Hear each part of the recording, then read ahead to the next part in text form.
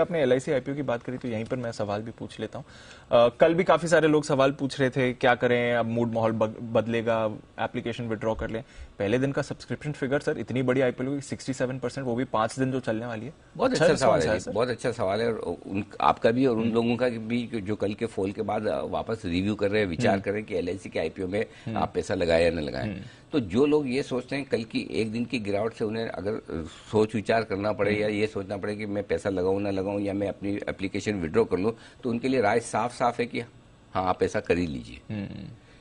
क्योंकि ये तो चलिए ठीक है, LIC के IPO के पहले दिन ब्याज दरें बढ़ी। अगर आपने 9 मई को एप्लीकेशन कर दी और 10 या 11 मई को बढ़ती तो क्या करते? बिल्कुल। तो अगर आपका व्यू 1 या 2 दिन का है, अगर आप इतने शॉर्ट टर्म सोच रहे हैं तो फ्री IPO आपके लिए है ही नहीं। एग्जैक्टली। आप हर रोज का मुंह कभी पकड़ ही नहीं पाएंगे। ये तो ठीक है आपकी आंखों के सामने हो रहा है, बाद में हो जाता तो क्या करते? अलॉटमेंट होने के बाद आ जाता तो क्या करते? तो ये रिस्क आप हमेशा मार्केट में लेकर चलते हैं। देखिए, एक दिन के फॉल इससे कोई बाजार खराब नहीं होता, ना IPO पर व्यू बदलता है, एक दिन की तेजी से भी नहीं बदलता। सो मेरा पॉइंट सिंपल है, अगर आपका मध्यम से लंबी अवधि का व्यू है, आप इस स्टॉक को पोर्टफोलियो में रखने के लिए हाथ से सोच रहे हैं, तो कहीं कोई राय में बदलाव नहीं है। क्योंकि राय जो बनती है वो फंडामेंटल्स के बेसिस पर बनती है, राय जो बनती है वैल्यूएशंस के बेसिस पर बनती है और कंपनी की क्वालिटी के बेसिस पर बनती है, और उसमें एक दिन में बदलाव नहीं आता। LIC दशकों पुरानी संस्था है, इतने समय से बनी है। तो अगर एक दिन अगर मार्केट हमारा 300-400 पॉइंट गिर जाए और उस वजह से हम सोचे कि LIC का IPO में पैसा लगाए ना लगाए, अगर इस तरह की सोच जिन निवेशकों के जिन्हें इतना डर लगता है, तो जाहिर सी बात है उनके लिए ये ही नहीं कोई भी IPO नहीं है। एग्जैक्टली। क्योंकि आप इतनी परफेक्ट टाइमिंग से करना चाहेंगे तो ये बाजार कभी आपको करने नहीं देगा।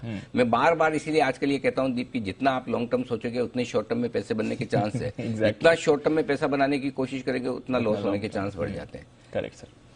तो इसलिए LIC के IPO पर मेरी राय वही है जो 2 दिन पहले थी। आज और सोमवार की राय में कुछ बदलाव नहीं।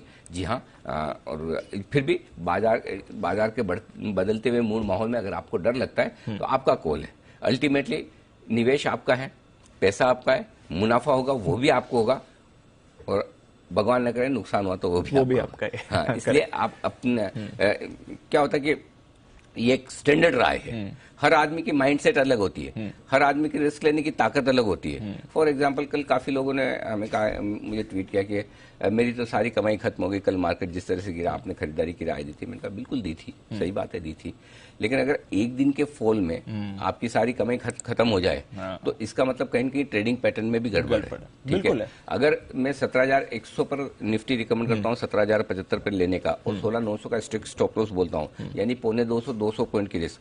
अगर 200 पॉइंट की रिस्क में 200 पॉइंट के फॉल को अगर हम नहीं पचा सकते या नहीं उसको बर्दाश्त कर सकते, तो फिर ऐसे मार्केट में ट्रेड करने में बहुत मुश्किल है, और उसमें नुकसान आगे भी होगा आगे भी होगा। इसलिए क्योंकि कुछ चीजें ऐसी जो न हमें कल शक्तिकांत दास साहब रेट बढ़ाएंगे और इस तरह से मार्केट गिरेगा ये पता था, और नहीं कल 3:30 बजे किसी को ये पता था कि आज डाउ 1000 पॉइंट ऊपर बंद होगा।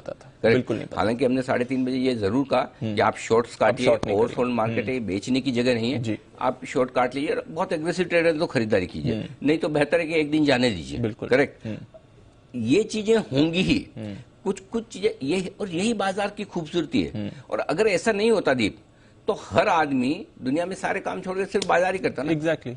क्या दिक्कत है कि मतलब कौन है जो दिन रात की नौकरी करे, बॉस लोगों की सुने, भर भर के काम करे, फिर साल के अंत में इंतजार करें कि अप्रैल कितना होगा, बोनस कितना आएगा, कौन इतनी इंडस्ट्री लगाए, मगजमारी करे, 50 एजेंसियों से निपटे, है ना। आराम से सुबह उठे 9 बजे, 3:30 बजे खत्म, कंप्यूटर बंद, एंजॉय करो लाइफ। हर आदमी यही काम कर लेता ना फिर। एग्जैक्टली। अगर पैसा बनाना इतना ही आसान है और बाजार को प्रेडिक्ट करना इतना ही 100% परफेक्ट है, तो इसलिए ये इवेंट वाली रिस्क हमेशा रहेगी इस मार्केट में, और इसको मैं क्या कोई भी नहीं इसको प्रेडिक्ट कर पाएगा। ये रिस्क हमेशा रहेगी।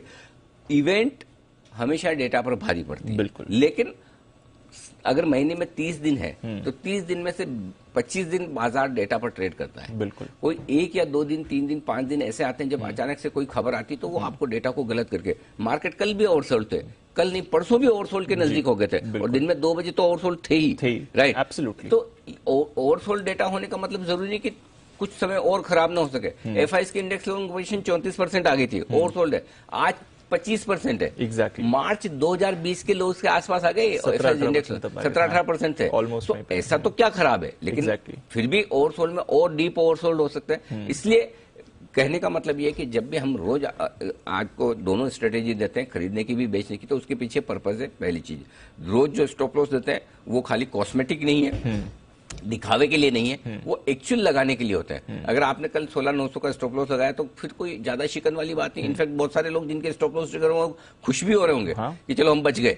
सो अपना डिसिप्लिन आपको रखना जरूरी है, और अपने स्टॉप लॉस के ये कल की लर्निंग है। जिसको पैसा लगा वो तो लगा, ठीक है, अब उसमें से जितना आज रिकवर हो जाए अच्छी बात है। लेकिन अगर आपका पैसा भी गया और आपने उस पूरे कल के सेशन से अनुभव भी नहीं लिया, सीख नहीं ली, आगे हम क्या करें कैसे करें, तो ज्यादा बड़ा नुकसान है। पैसे का नुकसान तो शायद आप बाजार में फिर कवर कर लेंगे, लेकिन अगर ये अनुभव आपने कल नहीं लिया, ये सीखा नहीं, तो वो बड़ा नुकसान है। बिल्कुल सर, स्टॉप लॉस जरूर लगाएं। और हर बार अनिल जी कहते हैं पोजीशन मैनेज, रिस्क मैनेजमेंट बहुत जरूरी है। इस बाजार में पैसा ना खोएं, ये भी एक बड़ी बात है।